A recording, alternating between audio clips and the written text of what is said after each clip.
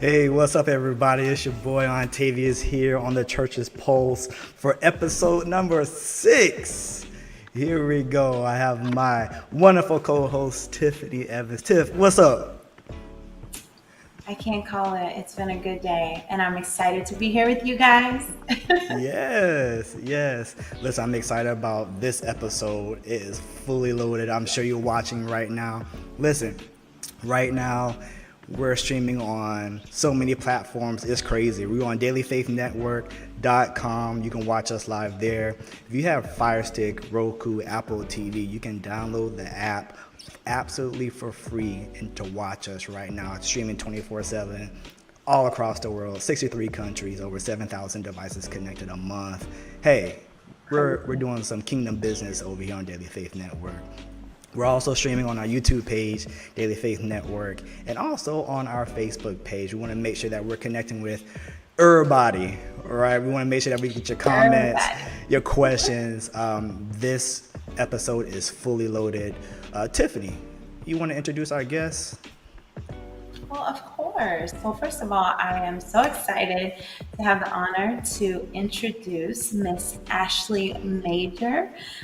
She is going to be talking a lot about her photography. I'm going to give them a chance to do their own plug because they're going to do it much better than I can. But just very excited to introduce her. And then we have Mr. Cameron Gordon. He's going to be talking about Genesis Design. So yeah, if you guys want to take it away and just talk a little bit more. We'll start with you, Miss Ashley. Good evening. I am Ash. My friends call me Ash, owner of Ash and Photography and co-owner of Wild Games. I have a BA in photography as well as a degree in digital publishing and web programming. So I'll be speaking about branding and the importance of photography. Let's go. Very nice.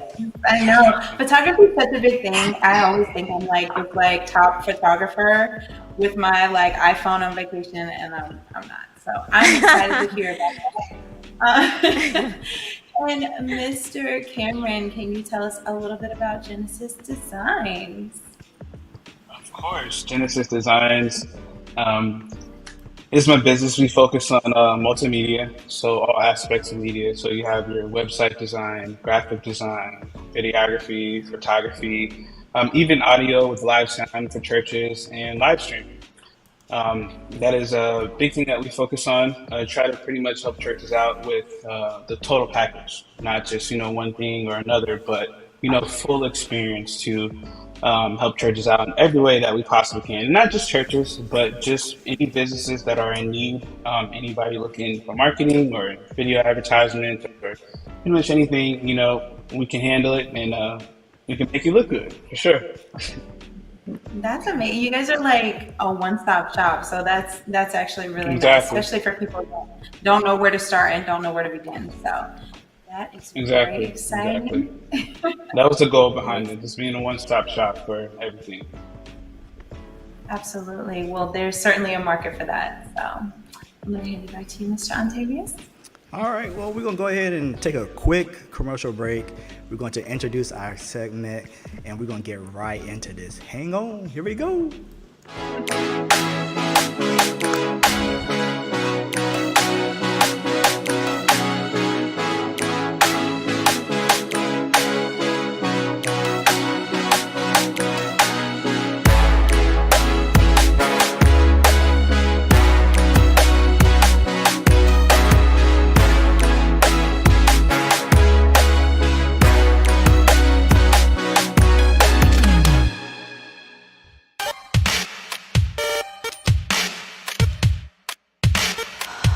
Is your church in need of starting or revamping your live stream?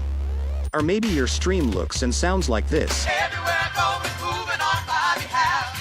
No matter what it is, it's coming out our way. I'm gonna possess. And you may want it to sound like this. Always sing hallelujah. Come on, raise your voice. Lord, I love you. I adore you. With my whole heart. I'm bound to bless you. Lord, I love you. Consult with Genesis Designs today to see how our business can help and serve your congregation. Visit genesisdesigns.com or call 321-754-4918 for more information.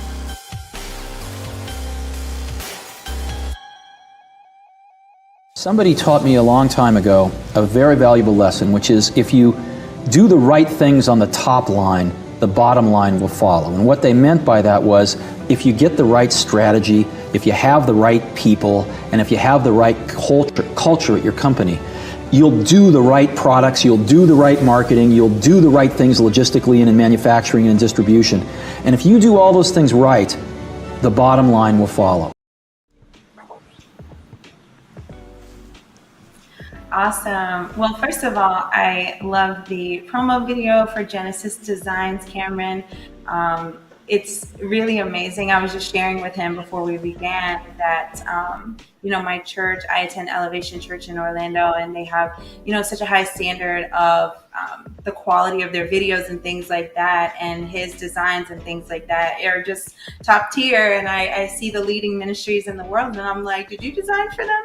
So, so that's really exciting. We are going to be jumping into a couple of different questions. I'm going to be kind of tossing back and forth. And guys, audience, please make sure that you are, giving your feedback in the chat. We're going to be hearing from our guests, their thoughts, but we definitely want to hear from you. So without further ado, the video with Steve Jobs, what he was saying, about being able to, have the right marketing and things like that, and how it really can make or break you. What are your thoughts on just that quick video that you got to see? We'll start with you, Cameron.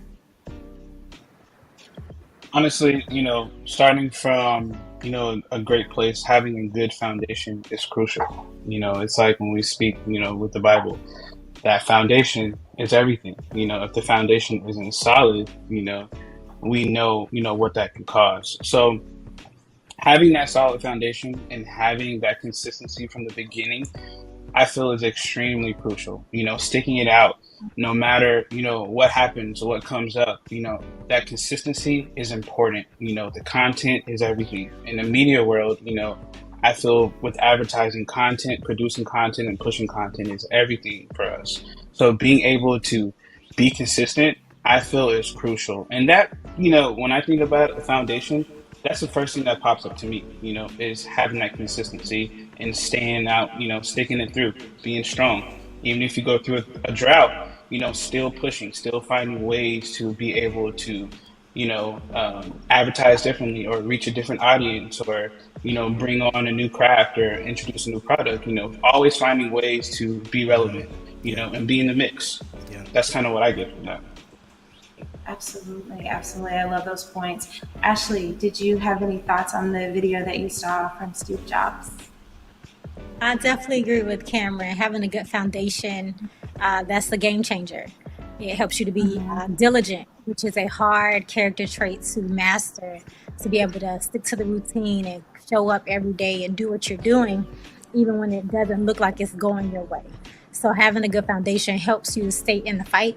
It helps you to have durability.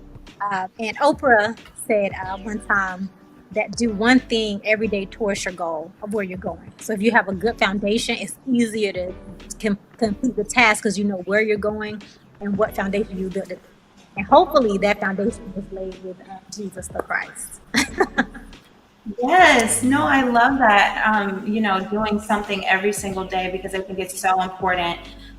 Sometimes when we don't see something happening, you made that point, we can oftentimes get very discouraged very quickly when you're not seeing the numbers, you're putting in the time, you're marketing, you feel like you're doing everything. So just staying consistent can keep you on track. So, okay, we love to see it.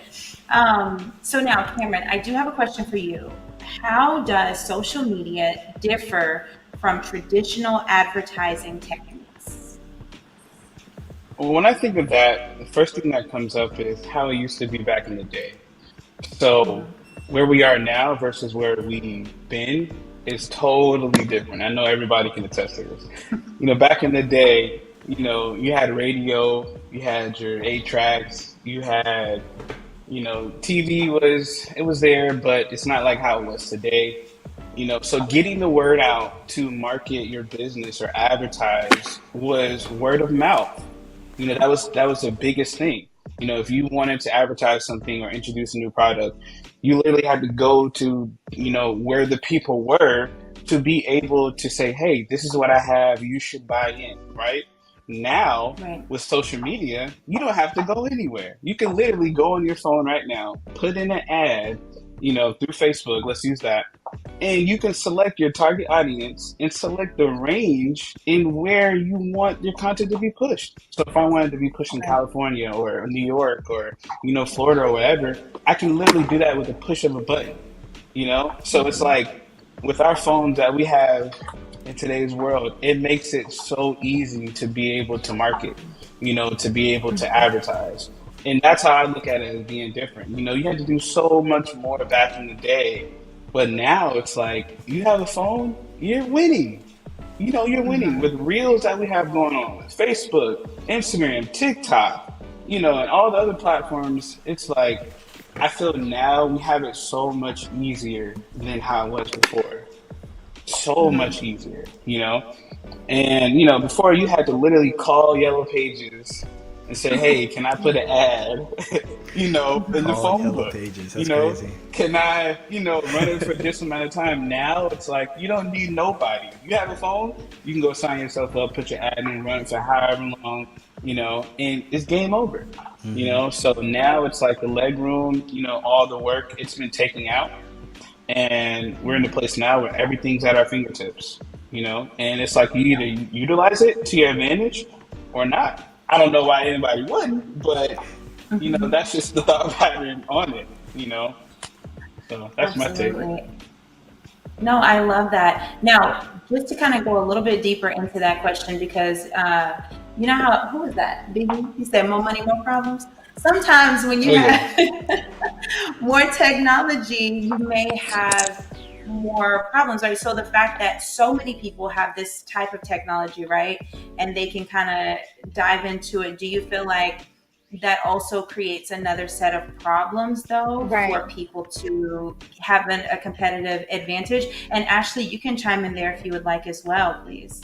So that was actually going to be my point that I make.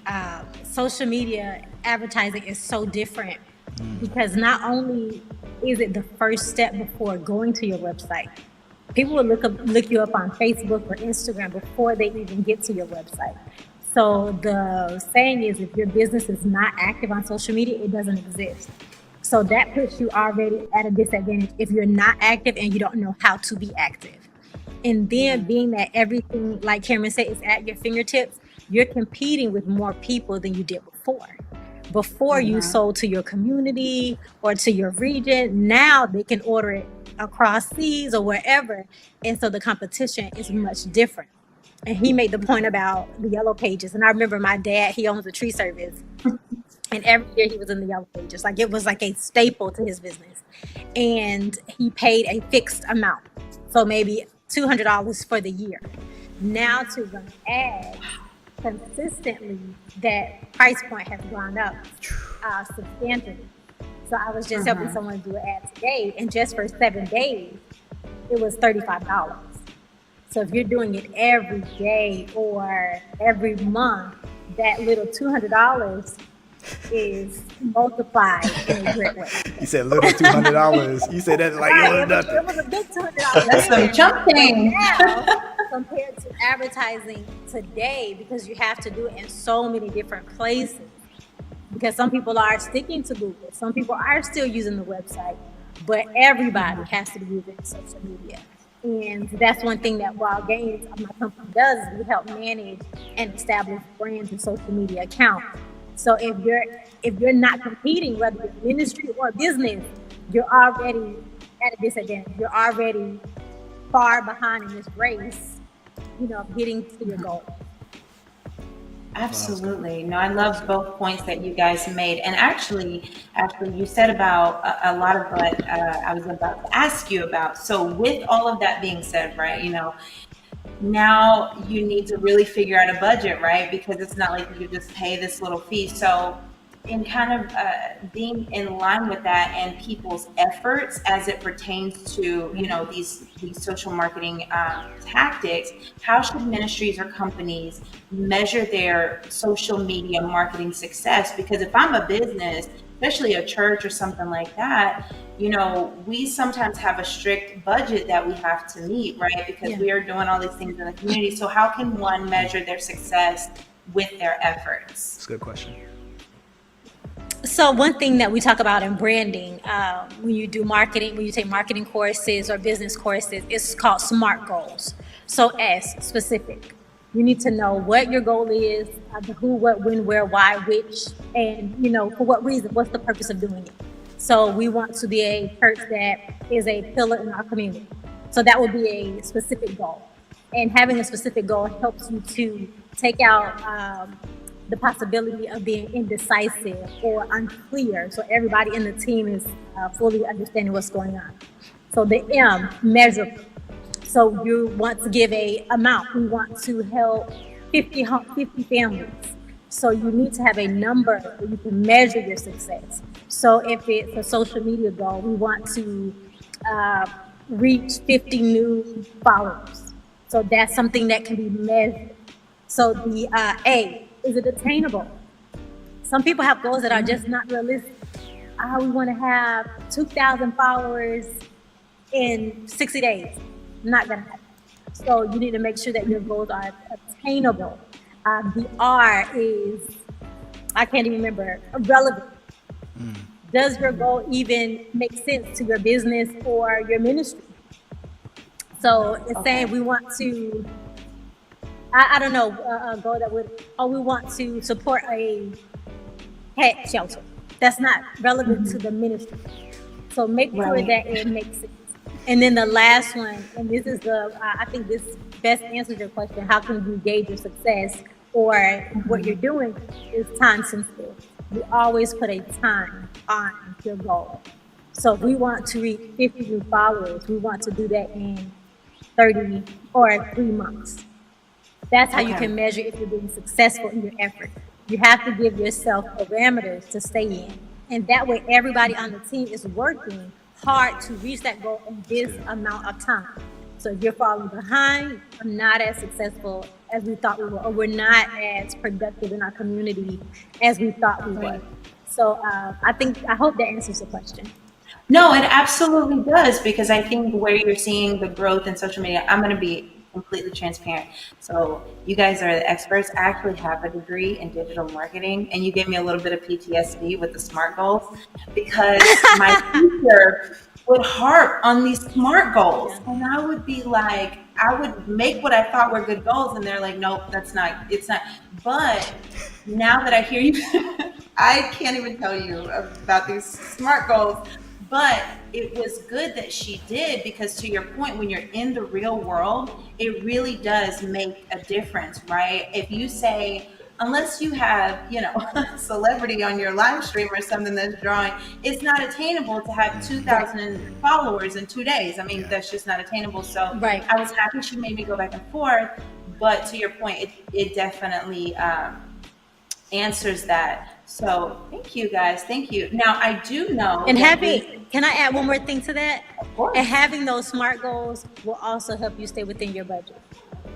Because if you know your time limit, you know where you're trying to go, then you know when to stop the campaign. Because some people will continue to put out ads and they're not successful, but they're not paying attention because they have not set parameters for themselves. They don't know where they're going. They're just going.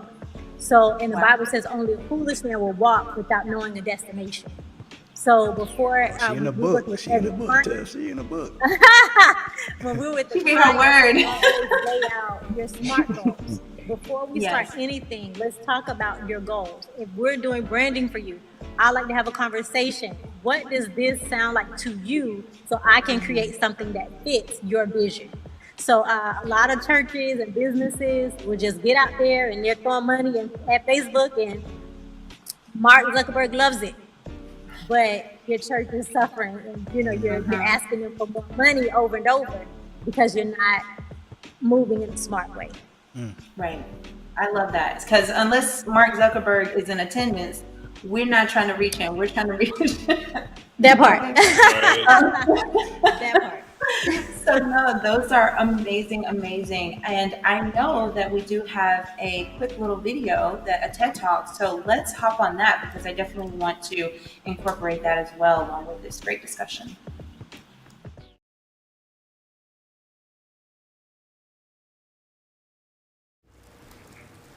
There are an estimated 300 million companies in the world today. That's 300 million brands. Some brands as big as Apple and Coca-Cola, others as small as a one-person business.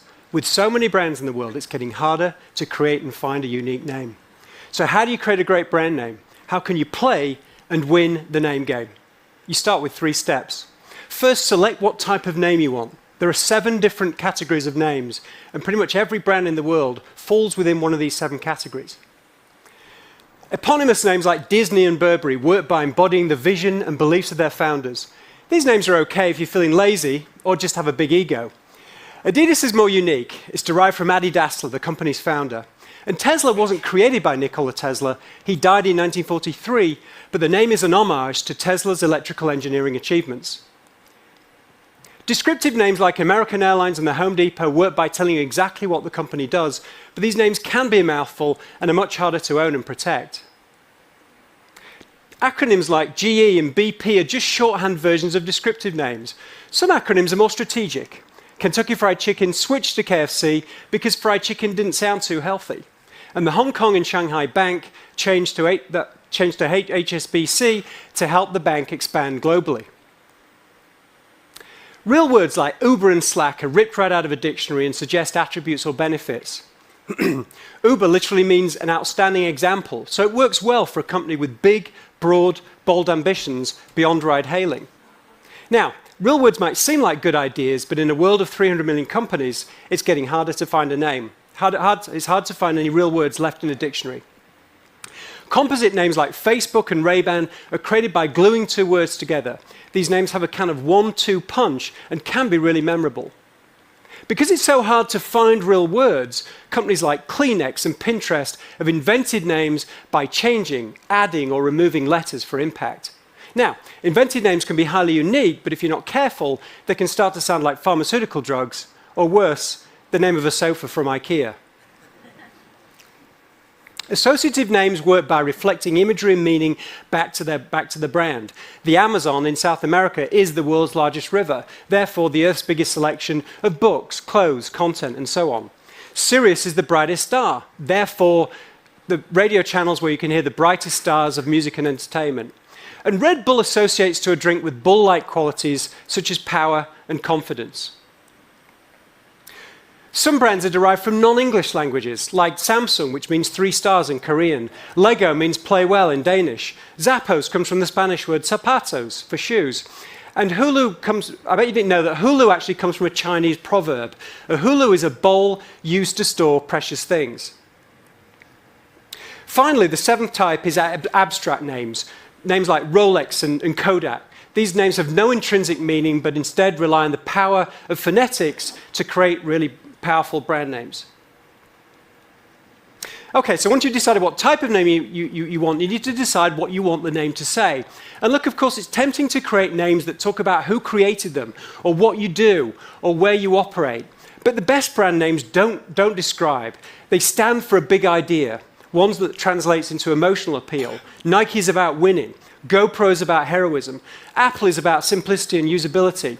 And Google comes from the math term. That's a 1 with 100 zeros after it. So that really big number helps support the company's really big original vision to organize the world's information. So as you think about your new brand, think carefully and ask yourself, what's your big idea? The 3rd step is to check the name isn't already taken. You might have to create hundreds of names, perhaps thousands, before you find one that's even available. And of course, don't forget to check the name doesn't mean anything negative in other languages or countries. The last thing you want is an embarrassing naming fail, like this brand of toilet paper from Sweden.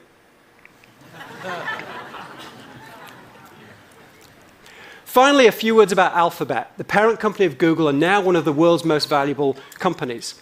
Much has been said and written about the business strategy, but I'll say a few words about the name. Is Alphabet a great name? You bet. First of all, the name is an idea. As we all know, an alphabet is a set of letters that forms the basis of all language and communication. Second, the name provides a playful link back to the companies underneath. G for Google, C for Calico, N for Nest, X, and so on. Third, the name encourages Wall Street investors. Buy this stock and you're making an alpha bet, one that will outperform others. And last of all, the name is a real dictionary word, which is a rare find these days. Now, there was only one issue with Alphabet. Car company BMW owned the URL alphabet.com. But here's the thing. Owning the .com doesn't matter as much these days, now that we find stuff through Google search and we connect with brands through social media and smartphone apps. So Alphabet, the company, forgot about alphabet.com and instead found a shorter and more unique web address. abc.xyz. Thank you.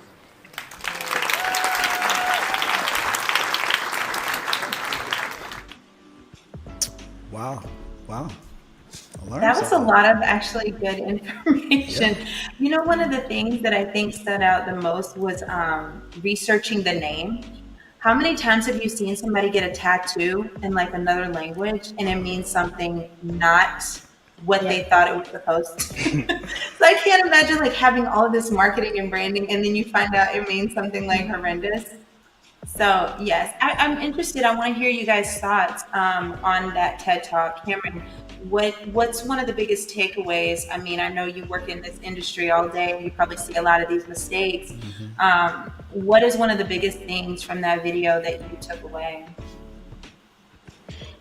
One of the things Or that kind of I touched took you? away was, well, when I came up with the name of Genesis Designs, for me, I wanted to have something that I could relate to the Bible because, that's my core, and I wanted to have something that I could relate to as a person and how I design and how I orchestrate the business.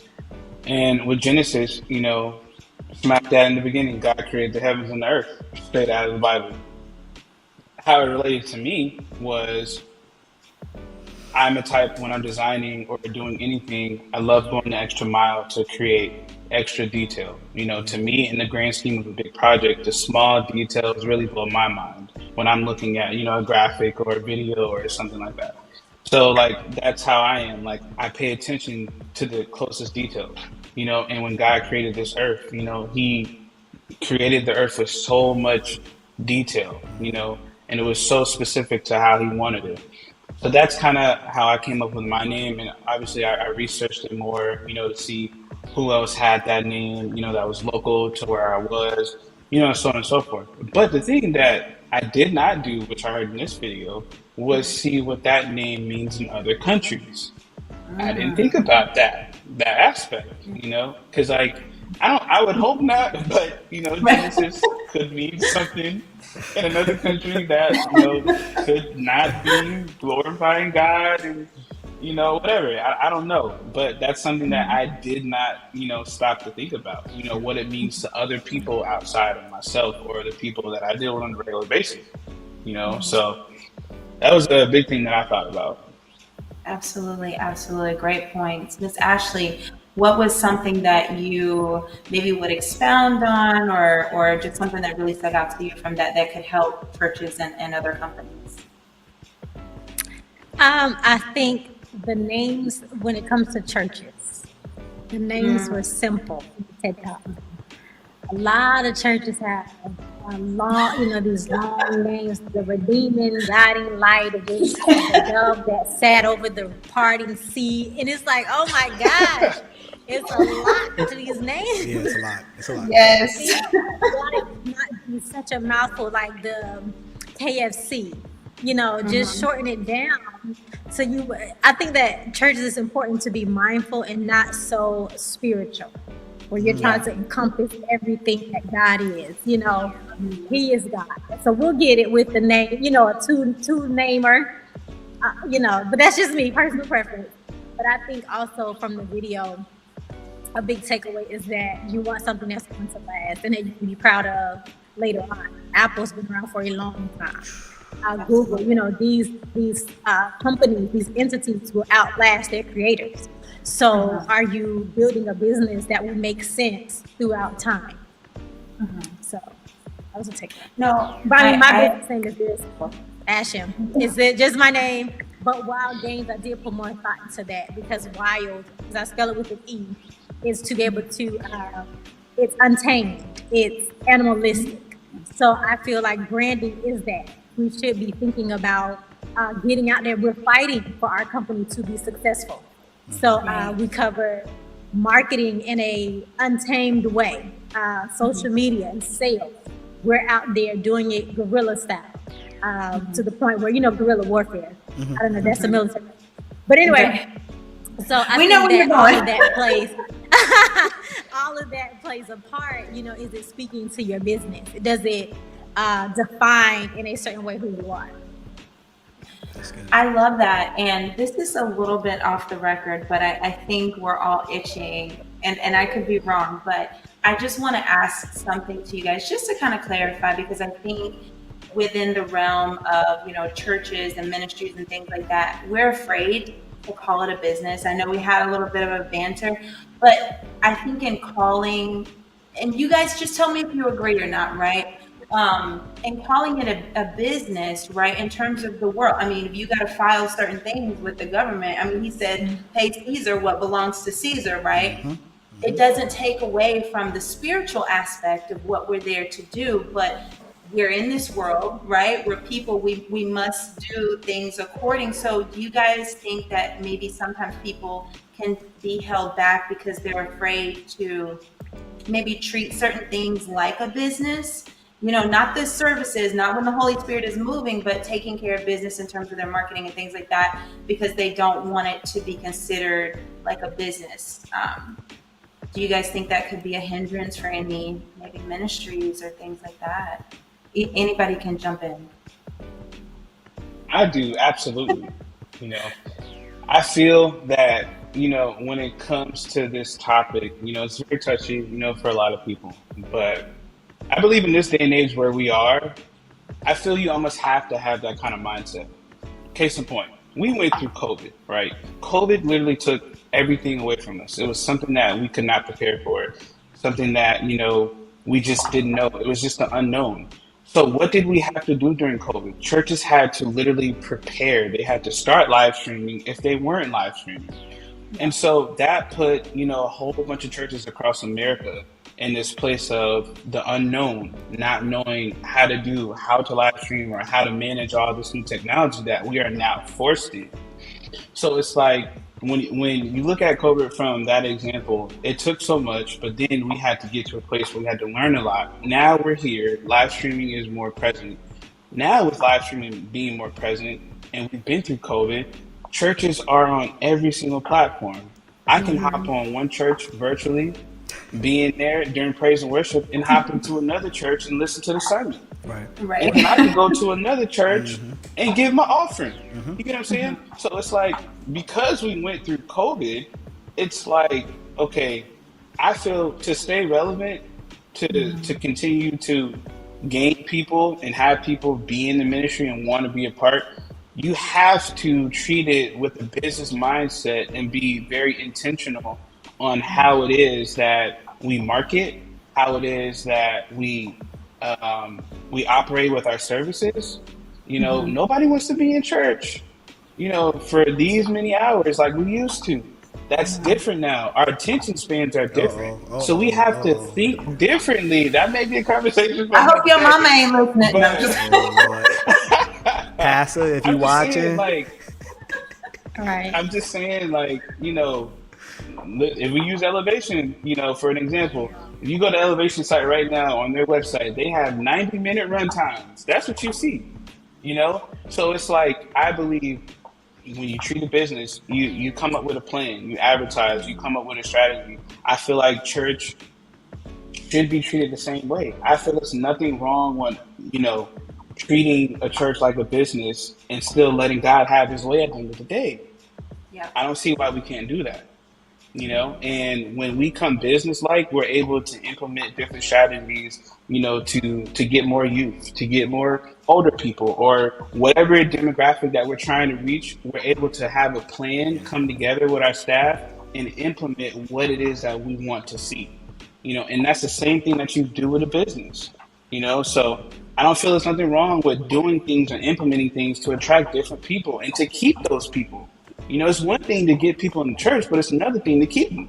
So you got to have different things for everybody to be a part of, so that they can feel welcome, feel like they have a home, feel like they have refuge, when they're going through their problems that everybody has, So Yeah. Ashley, I know that's you my got something take. to say. I Go hope ahead, that Ash. answered the question. Absolutely. Yes, I, Miss Ashley. I I know don't you. think You can tell she was itching. Okay, that gorilla was coming out. I think it's important to speak to the mindset of people. It's because it's always, not always, but oftentimes, especially in the Black church, it's a negative thing to say that church is a business. It's a negative thing to have a certain amount of wealth, which is associated to business. So that, I think that first we have to understand that having money, having a business is not negative. The Bible says that we were bought with a price, that Jesus paid it all. It's always been a business. It's always been related to in a form of currency.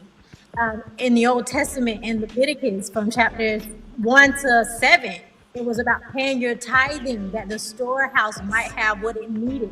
It's always been a business, and we have to get out of making that a negative thing. A business, if we're, like you said before, if we're filing with the state, you're filing certain paperwork. It is a business. You have to have bylaws in your church. You have to keep records in your church. You have to have adequate accounting and say this is what came in this Sunday and this is what went out. And that's according to the state of Florida, which we live in. So if the government is treating it like a business, we would be naive not to do so as well. We kind of talked about this before the stream started, that we're competing not with one another as brothers and sisters in Christ, but we're competing with the world that is using branding, advertising, they're using social media, video, photography. They're using all of the resources that God has given us, the brain that God has given us, because He allowed us to think of these things, but they're using it against Him. So why aren't we using it for Him, to promote Him, to elevate Him, to make sure He stays on the throne in our lives? Why aren't we using that to reach more people, to go into the fields and to compel them to come? I think that churches have, and because we talked about social media making it more difficult to compete, social media is now making it easier to reach the lost. So we need to take advantage of that. This is a different form of discipleship, and we should be mindful that this is a business. It takes money to run, so we have to do our part and not make it about the business, make it about God, but operating that business within God. And even with myself, I'm a solopreneur, but I would be naive to think I'm the only person in my business. I have a co-owner who is Jesus that I have to consult with. Is this the right decision for this business? I have to talk to him, to my business partner. The church is the same way. This is a business, but we're in partnership with Jesus, with God. So I definitely think it's a business. Whenever I talk to a church, like I said, we define your SMART goals, we do your budgeting, we go through everything that a business would go through, and then we start the process. We build branding. What are your colors, your fonts, your logos, and all of the variations? Because as a business, it should be consistent. Pepsi is not using purple and orange. No, they're using red and blue consistently. They're not mixing their colors. But churches, you see their ads, they just don't look consistent. And it's very schizophrenic. God is not schizophrenic. It's an author of confusion. So why are you confusing me with your marketing? What church is this? I don't know. So it's definitely a business in the beginning of the day and at the end of the day. Listen, I feel like we could literally go. We're gonna have a part 2 episode because we could go on all night. There's so many. We could go down a rabbit hole of this, and you guys have so much insight. But I feel better that we clarified that because I've been wanting to just ask that question for a very long time to some experts in the field. So. Cameron. Yeah, Cameron, and I want to say one okay, more thing. Ashley brought up some great points. And when I think of this, I think of how can we have excellence in the church and not have a business mindset? Right. How do those two work together? Because when I think of They don't. excellence, it's planning, right? If Yeah. I'm the minister of music, I'm not going to go into a service unprepared. If I'm a drummer or a musician, I'm not going to go into a service not knowing my music, not knowing my parts. So it's like, with a business, you're not going to just, you shouldn't just go in with no plan or, no type of drive to be successful. So Right. why not treat the same church the same? Like when it comes to excellence, we should be able to put our very best Our forward. best. Like, Our best. have a plan. Don't just be, Yeah. regular, but go above and beyond. It's for God. It's Right. for the kingdom. Why not use every avenue that you possibly can? So I don't understand how, we can't we should have excellence but not related to a business at the same time. Like I feel it's Right. definitely business. It takes like when it comes to being in the community or having events or stuff, it takes money. Where do you think we get the money from? Tithes, offerings, the whole 9 yards. So it's like if we want to give back to our community, we need the community to give to us. Absolutely. And So Absolutely. I just wanted to say, if I can, Paul talks about when they were sacrificing meat to the idols, and some people could not eat meat because they just could not see that it had no value. The idol, the sacrifice had no value. And Paul was saying, "We're hungry, let's eat." But then he goes on to say, "If it offends your brother, then don't do it." Yes. Right. So those who Yeah. knew that the meat was good to eat, they didn't eat it because it offended those who were weaker in their walk with Christ. I said that to say, for those that cannot get to the place where church is a business, stay in your lane, because there are people like me in your church who understand that. So let that person lead in that That's space. good. Let them do all of the business aspects so that way it doesn't offend those who can't get there mentally. And it's okay. When Jesus selected his disciples, everyone was different. You had the brothers of thunder who were ready to fight at any given time. You had those that were more meek, because everybody plays a part. Every personality is needed in the house. So if you're not business mindset, and if you don't have anyone that's business mindset, I'll be business mindset for your organization because I would I definitely love that. be business as usual on top, So, Absolutely. and it's okay. So I wanted to say that for those who just can't get there, it's okay not to get there because you have people that are there. No, I think this is so good. I mean, I know sometimes we can take pivots and take turns, but I think outside of just going through a list of questions, you got to hit the nail on the head with several different things. And in speaking of this, we're talking about having that excellence and the SMART goals and things like that. Cameron, I wanted to direct this to you. How can a church or a ministry or business company define their target audience? I know with ministry, right, it's we can feel like it's a little more straightforward. I don't know, the Great Commission, right?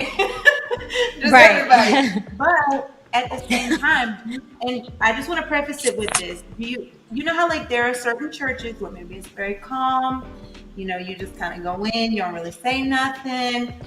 Do you feel like maybe you would market to an audience like that a little bit differently than you would market to an audience where people are running up and down the aisle shop? Everybody, both churches are getting the Holy Spirit, but I'm saying like in terms of ministries or companies, like how do you define your target audience? I believe you have to. It goes back to the plan, as Ashley was talking about, right? What is it that we want to accomplish? Who is it? Like, who are we trying to get this message across to? If you have a church that has a demographic of, 60 and above, obviously me making a commercial that has straight hip hop or, hip hop gospel, whatever you want to call it, you know, that's not going to necessarily Not cater, I effective. believe, to that. Exactly. You know, so you have to know what avenue, like, you have to know where you want to go and what avenue to take to get there. I believe if you're false advertising, in a way, that's not going to be helpful. It's not going to give you the goal that you're trying to get. But you have to, as Ashley put it very plainly, sit down, make your goals, make realistic Yeah. goals, and know, okay, if we're trying to attract younger people, we may have to market a little bit differently.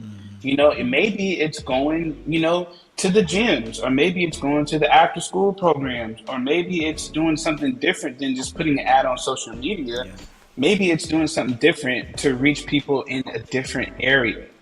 So it's That's like we good. have to have those conversations, those realistic conversations, and say, okay, what can we do?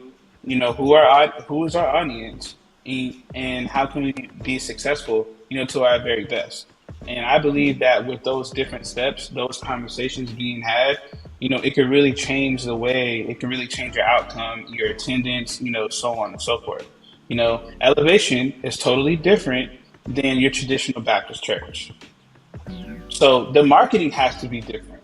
You know what I'm saying? Like you can't just do the same thing expecting, different results. You have to change and you have to adapt to the culture that we are in. That would be, my answer to that. I like what you said there, and it kind of leads into what I was going to ask Ashley, because in staying in that vein of, being able to target the right, audience, and we talked about social media marketing success, but what are some common social media marketing mistakes that maybe businesses or churches can make? Gosh, we kind of touched on it before. Not having Yeah. a consistent Not having a consistent brand is mistake number one, and that's a huge mistake. I think also not knowing not only your target audience, but what is your arm for Christ. And I'm talking about churches specifically. What is your reach? There's a song that says, "We are the body. Why aren't his arms reaching? Why aren't his hands healing? Why aren't his words teaching?" What is your reach, your arms doing for God? So I know one church who does a major food bank in the community, and that's what they stick to. They're not doing prison ministry, they're not doing homeless, they're a food bank. So they do that very well. I know one church, all they do is prison ministry and at-risk youth outreach. That's their passion, and they do that very well. So finding your lane in Christ That's good. is important, because that's how you'll be effective on social media. So I hope I kind of answered your question. So No, just you know did. Yes. you can fail by doing too much and not doing something right. You can be the jack of all trades and master of none, even in church. Not having brand consistency. There's a church that I work with, and I actually attend the church, the Restored Church. It's in Altamont Springs. If you go on their Facebook, all of their branding, all of their ads or their flyers, we use the same color, the same font, and variations, so it doesn't look the same. But when you see a Restored Church flyer, you're like, oh, that's a Restored Church. And Ontavius and I have done the church circuit a little bit, helping them with branding and media. And one of the things that I always do, or I try to do, is put up logos. And you can tell the logo without seeing the company name. That's strong branding. Is your church that effective? If someone puts up a Chick-fil-A sign without the word Chick-fil-A, it's Chick-fil-A, because it's great branding, great which will create great marketing. So that's one thing churches do wrong. They don't have good branding. They throw up any video that they have. Another thing, this is a personal in church, they're going live from their phone while in the service, and it's going up and down and around, and that does not represent your church well. Right. At the very minimum, get a stand and tell everybody to share Sister Beulah's live. Everybody shouldn't have a phone up, because that's distracting. Even if I'm watching from someone who has good flow and I see 10 other phones up, it's a distraction. Right. It's throwing me off. I'm not receiving the service. So it's little things that we're doing wrong over and over again. Clean the church up. It should be a clean background. When you look at TD Jakes or Creflo, it's not so busy. It's very clean. So people can focus on the person and what they're saying. There's just so much stuff, especially in the Black church. That's all I teach y'all. I'm sorry. But it's a lot going on. So I think that people you stop looking at you. No, I think, listen, I would love to go on all night. I feel like we need a part two on Yeah, Tavius, absolutely. honestly. Listen, I'm just kind of soaking this in. I'm just like, I know, I know. I don't even want to wrap up. Honestly, you guys have given us so much information, like to take away for ministries, for companies, right? Because you guys aren't just servicing ministries, you're servicing companies and everything too. Now, before we wrap up, Ontavius and I, it was my idea, but I'm gonna be humble because I say you gotta be humble. But no, so we're gonna play like a really quick game. Just put the one with the celebrities up on Tavius. This is gonna be right. If you can only pick one of these concerts to go to, right, one more time, which one would it be? Tiff, can you name all the artists, please, for the ones Okay, that so are this is we saved have and Bob Marley. sanctified? Right, okay. This is not the holy and sanctified list, but we thank God. Bob Marley, Whitney Houston, Prince, David Bowie, Michael Jackson, Kurt Cobain, Amy Winehouse, Freddie Mercury, or Tupac. Hopefully your grandmas and your aunties ain't watching. One concert you can purchase the ticket for. One more Hands time. down, I am going to see the Purple Rain fall. I am going to Prince. I was actually listening today. I am hands down going to Prince. His concert in all of its glory, and I'm going to party like it's 1999. I'm going all the way live in Prince. Okay, so we got Prince. Now, Cameron, where we at? I'm going to Bob Marley. Okay. A little Rasta going on. Okay. We love that. Rasta. He said because he don't have no hair. No, I was playing. You don't have to come at him like that. Hey, I love man, those. leave me Honestly, alone. I think for me, it would probably be Michael Jackson. Michael was just, he's just an entertainer. Like everything he did was just entertaining to me. I was such a big fan growing up. I just would watch him. I didn't really have friends like that. So it was just me and Mike. He didn't know we were friends, but I knew. Tiff, So- we're looking at the chat and people are saying Whitney Houston all day. Well, I know. Heart It's like, how do you pick one? I don't know. It's too much pressure. It's too much pressure. So maybe That's Ontavius, that could be the one that you go to. You could come back and tell Yeah, us Whitney about. Houston, you know, maybe if he would have had, I don't know. You see or you hear Whitney's voice a lot on a lot of movies or different things, and it does create so much emotion.